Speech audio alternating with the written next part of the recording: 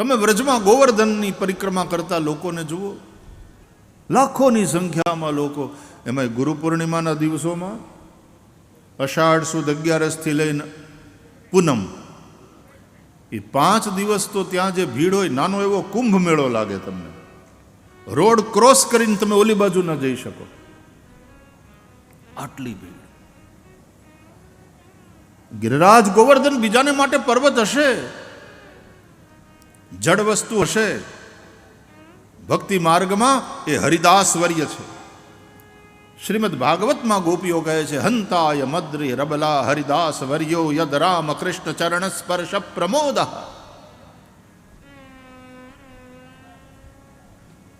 હંતાય હંત અયમ અદ્રી હરિદાસ વર્ય. અદ્રી એટલે પર્વત. આ જે અદ્રી છે, આ જે પર્વત છે, એ હરિદાસ વર્ય છે, ભગવાનના ભક્તોમાં શ્રેષ્ઠ.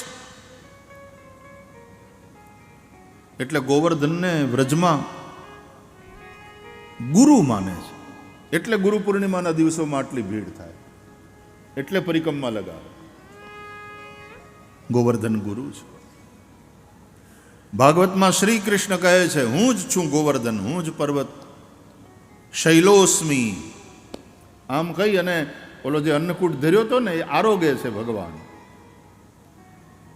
તો ગોવર્ધન એ પણ ગુરુ, અને કૃષ્ણ પરમાત્મા એ પરમાત્મા તો ખરા, પણ આપણે એને જગતગુરુ પણ કહીએ છીએ. કૃષ્ણમ વંદે જગતગુરુમ.